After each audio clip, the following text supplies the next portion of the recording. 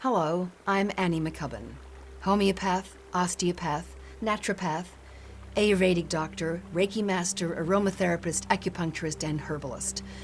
I'm here to talk about our rejuvenating post-lockdown retreat, which will include massage, yoga, meditation, and wandering through softly lit scented corridors in white bathrobes sipping lemon and ginger water from a jar with string tied around it. This is an important feature as string is natural and all natural things are good.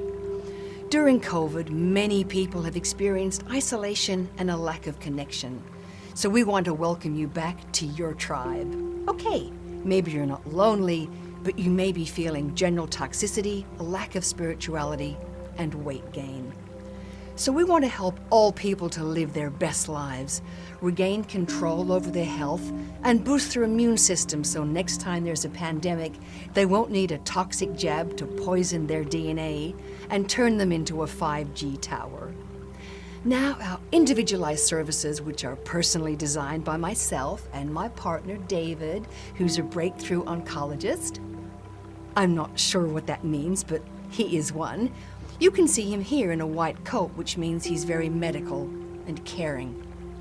This is Shelley, who's our resident naturopath.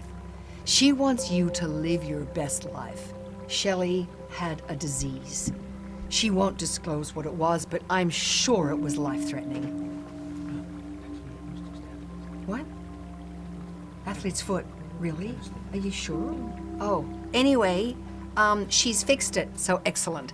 So Shelley has developed a breakfast dish which will simultaneously nourish you and boost your collagen. We know that plandemics rob you of collagen. You can see her here in deep communion with her breakfast. Anyway, I'd like to draw your attention to the bottom of the instructions where it says bowls to serve and spoons. Now, I found that instruction very handy and timely because prior to Shelley giving me the heads up, I used to make a smoothie, pour it on the counter and lick it up because nobody had ever told me to use a spoon and bowl. These are the sort of life hacks we'll share with you. I used to lead my life in the fast lane, rushing from meeting to meeting until I met David, the breakthrough oncologist. What actually is that? Oh. Oh. Okay. So David and I walk the talk. We drink our tea from glasses adorned with organic hemp string. We meditate. And we practice mindful yoga daily. We live a chemical-free life. No, David, no, not that one. No, cut it. Be reassured that the regulations around social distancing, which we have written to the government about because they impinge on our human rights, will not stop us providing life-saving healing modalities. So, our immune-boosting Reiki, our immune-boosting massage, or our healing singing bowl cleansing detox sessions will still be part of the program, just in a modified way. Remembering that the healing is energetic. Your chakras know when they're being moved in the appropriate direction.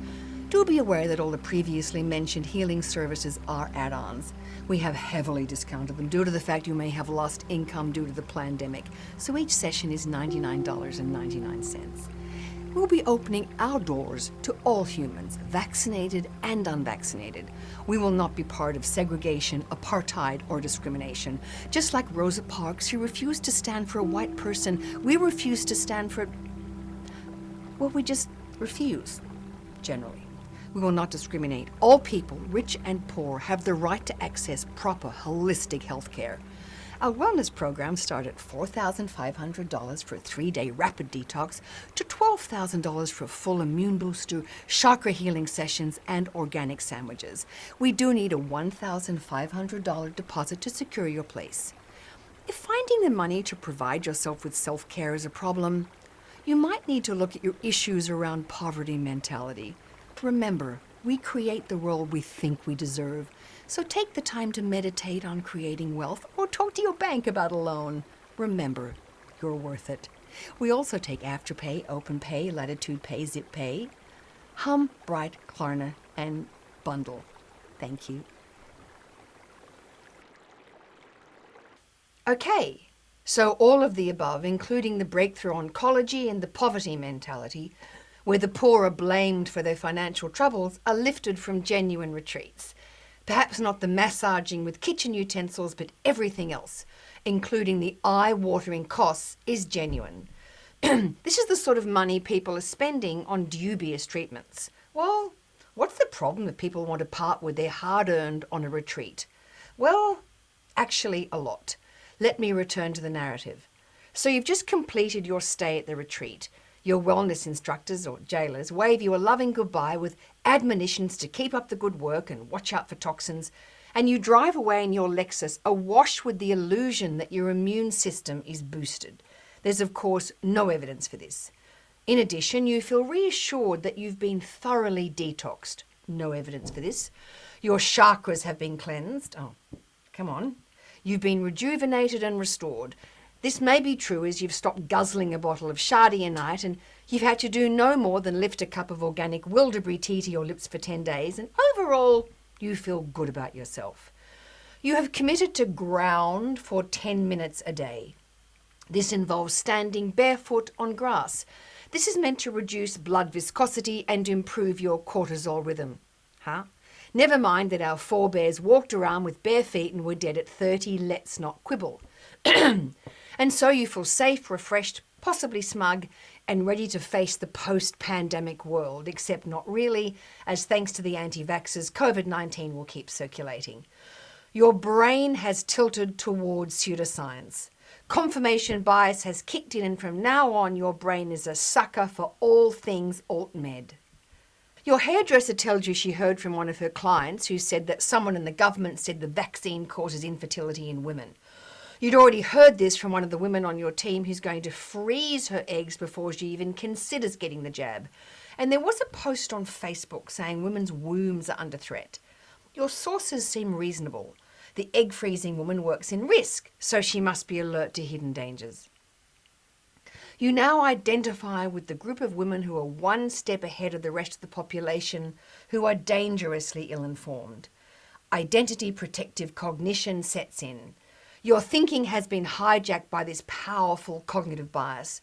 Your brain credits any info that agrees with beliefs of the tribe and dismisses evidence which doesn't support it. You are now in the cool group. This is your tribe. We know that misinformation has the greatest power to mislead when it hits up against identity protective cognition. You go to your yoga class where half the room isn't vaccinated due to their awesomely boosted immune systems. On the way home, just to be on the safe side, you buy some immune-boosting vitamins from Joseph McCullough.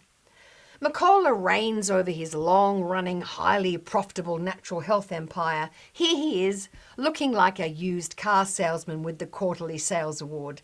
He says that the vaccines alter your genetic code, turning you into a viral protein factory that has no off switch. Thanks, Joe. His current net worth is $100 million. Besides his vitamin protocols sold across the world, he also sells organic cotton underwear and pet food. McCullough is the chief spreader of coronavirus misinformation, and COVID has given these charlatans of the world a golden opportunity to cash in on the disaster. McCullough donated $2.9 million to the American National Vaccine Information Center, which sounds like an organization created to assist in the dissemination of vaccines and is actually a hotbed of wild conspiracy theories.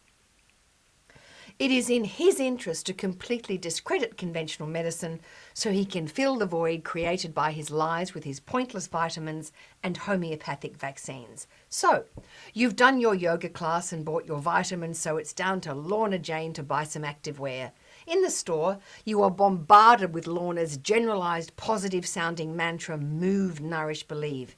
Here she is with her attractive wild blonde hair.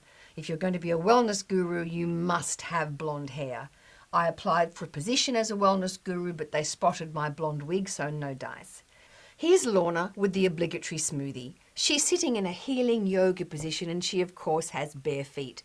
So there's already an implication if you nourish yourself with organic smoothies, move wearing Lorna's pants, and believe in something, I'm not sure what, but never mind, then wellness is yours for the having. Lorna's current net worth is $40 million. So the global pandemic presented Lorna with an irresistible opportunity to tacitly conflate doing some push-ups and sitting in a yoga position with remaining COVID negative. But Lorna also got herself in a spot of bother marketing COVID resistance pants. Now this may seem to be a stretch even for wellness marketers, but having pushed their way into every corner of women's lives with their promises of the natural way protecting yourself from COVID, it's not a big stretch to think that a pair of pants are going to protect you from the virus. I think the idea was that the microbes bounce off the shiny fabric or something. If this was the case, healthcare workers wouldn't have to be worried with PPE. They could just operate like this.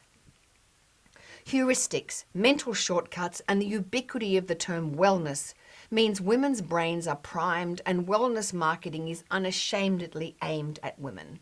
Women's brains are now positioned to have a positive, instinctive response to wellness tropes.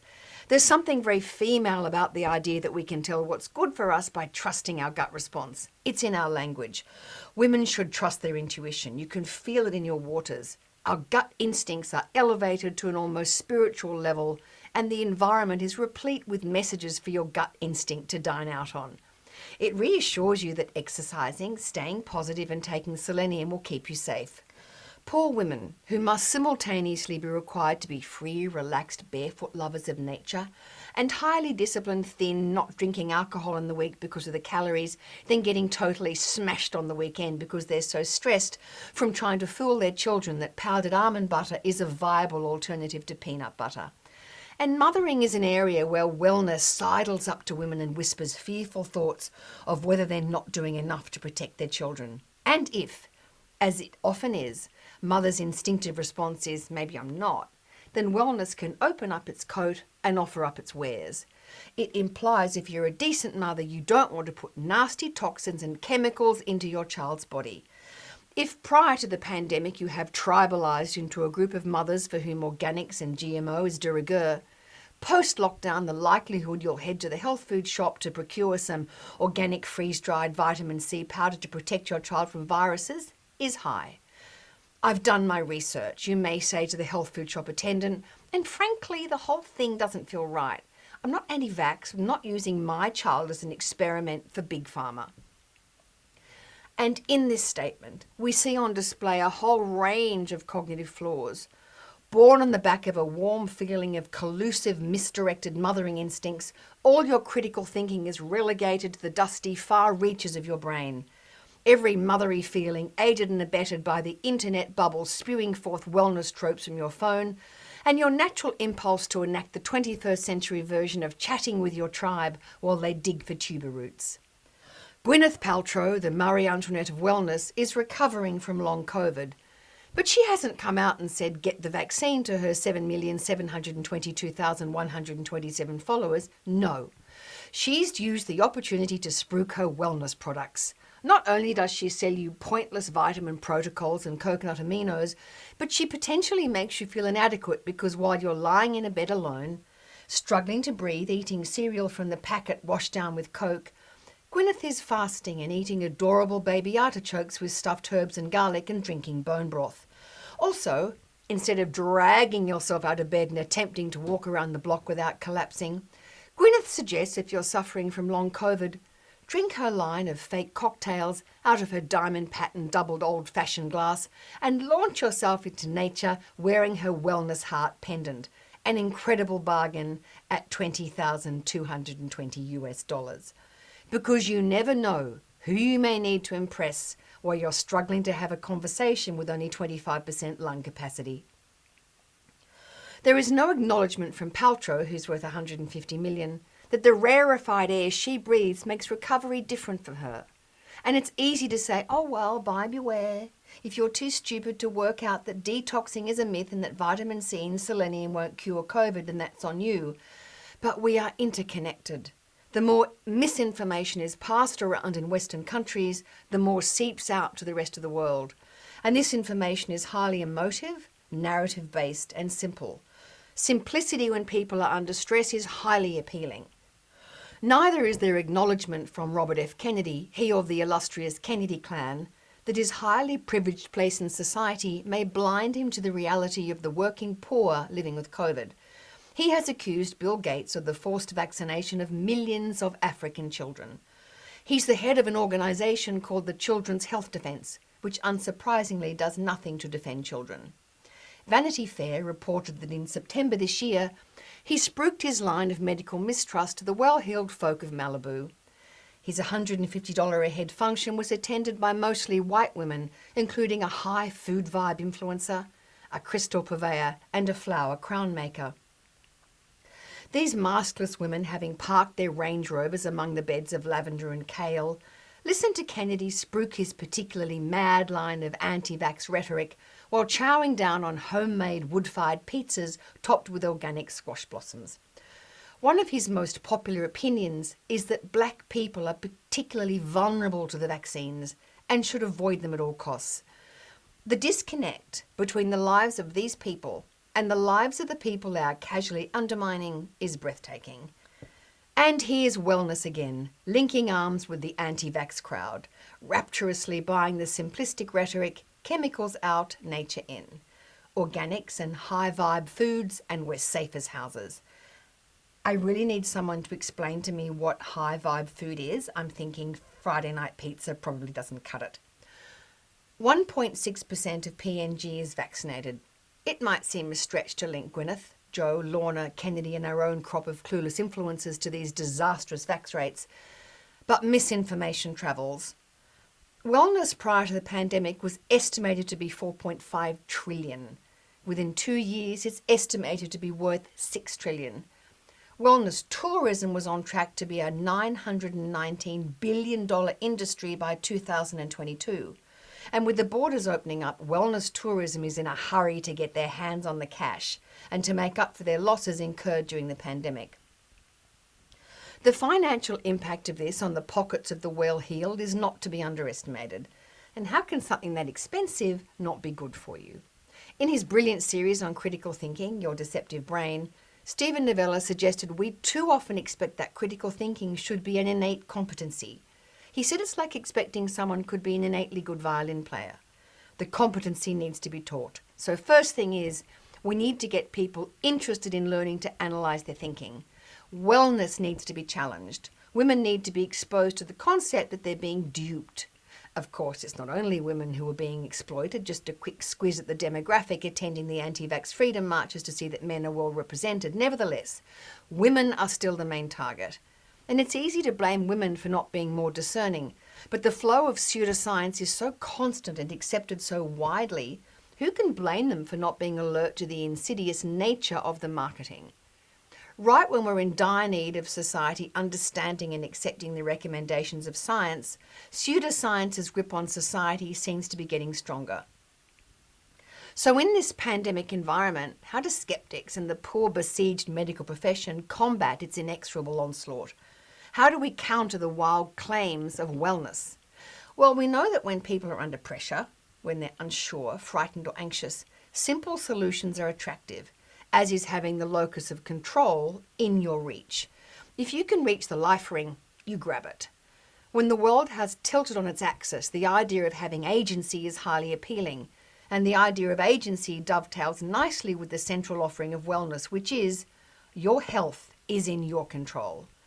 Ubiquitous and subtle message of wellness marketing is you decide if disease will find its way into your body.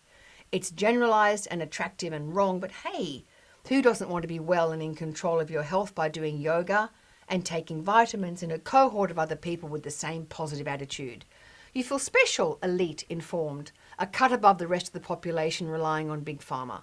The narrative is powerful, full of satisfied customers being healed by the magic of natural cures and relying on well-worn tropes around food is medicine, healthy mind, healthy body, and souped up with some snappity marketing, using words like hacks and protocols to give woo a high-tech swagger.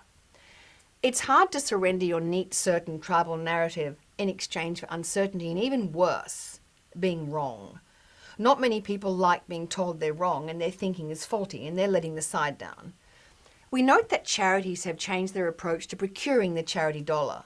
They've stopped talking about the millions of starving children and instead tell the story of one child with a life and a name and a hurdle to overcome. because one child in a story are going to trigger the tribal part of your brain. We are innumerate.